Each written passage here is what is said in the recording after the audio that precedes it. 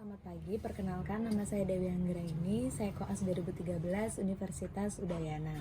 Di sini saya akan memaparkan tentang indikasi, kontraindikasi, prosedur perawatan, tahapan perawatan, serta tutorial cara atau langkah untuk scaling.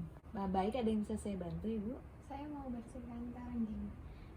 Baik. Di sini apakah Ibu sudah tahu indikasi dan kontraindikasi prosedur perawatan dan tahapan dari membersihkan karang gigi? Belum tahu. Belum ya, baik. Di sini saya akan jelaskan. Jadi pertama, indikasi dari membersihkan karang gigi atau scaling itu adalah preventif periodontik. Kemudian yang kedua, terjadinya keradangan berupa gingivitis dan periodontis. Kemudian yang ketiga itu mempertahankan kesehatan jaringan periodontal. Untuk kontraindikasinya di sini, yang pertama, pasien dengan memiliki riwayat penyakit menular melalui udara seperti tuberkulosis. Kemudian pasien yang mengalami abses, setelah itu kalkulus yang meluas ke daerah apikal. Kemudian pasien dengan hipertensi tidak terkontrol, serta pasien hemofilia. Nah, baik, kemudian untuk itu saya akan jelaskan mengenai prosedur tindakan scaling atau membersihkan karang gigi tadi. Jadi yang pertama itu nanti akan dilakukan pemeriksaan subjektif, kemudian akan dilakukan pemeriksaan objektif meliputi gigi dan mulut secara keseluruhan. Kemudian baru setelah itu dilakukan tindakan scaling supragingiva dulu yang pertama, atau itu membersihkan karang gigi di atas gusi atau mahkota gigi.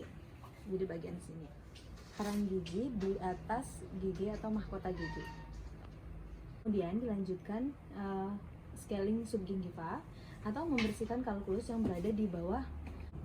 Baik, di sini saya akan menjelaskan alat dan bahan yang akan digunakan. Yang pertama yakni APD berupa handscoon dan masker. Kemudian bib holder dan polybib untuk pasien.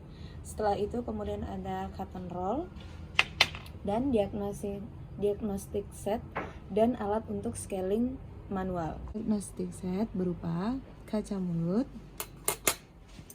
sonde half moon, ekskavator, sonde lurus,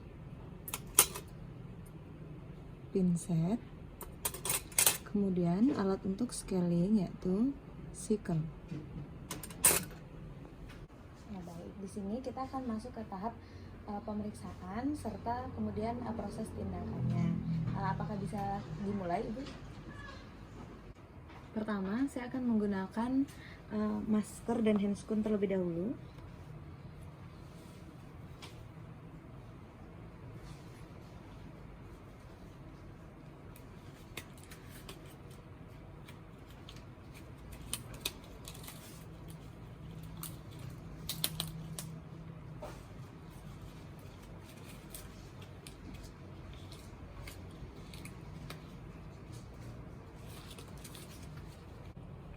Baik, di sini saya akan menjelaskan tentang posisi operator saat scaling.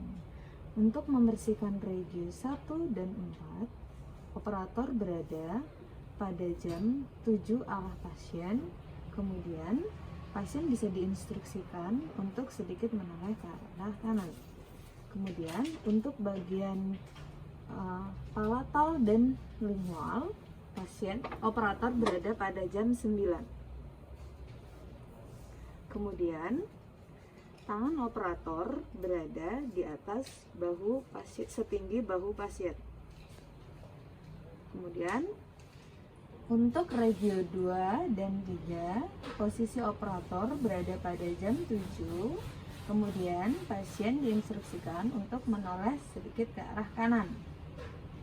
Kemudian untuk bagian palatal dan lingual, operator berada pada jam 9, serta kepala pasien diinstruksikan sedikit menoleh ke arah kiri. Kemudian tangan operator berada di atas bahu setinggi bahu pasien. Untuk melakukan scaling manual, alat yang perlu disiapkan yakni adalah sickle.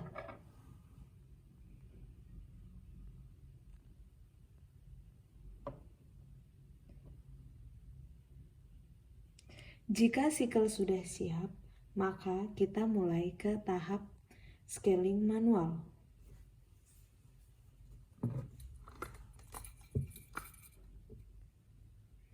Yang pertama, instrumen dipegang dengan posisi modified pen grasp. Setelah itu, instrumen dimasukkan ke dalam sulcus gingiva dengan posisi sejajar sumbu gigi dengan dimiringkan 45 sampai 90 derajat dengan cutting menghadap gigi. Setelah itu, instrumen digerakkan dengan arah vertikal atau oblik ke arah koronal atau vertical pull stroke. Kemudian, kalkulus diangkat dari subgingiva menuju cemento enamel junction.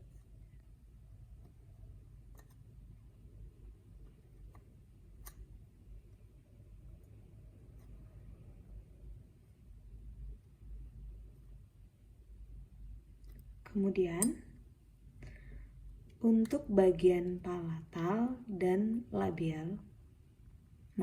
lingual,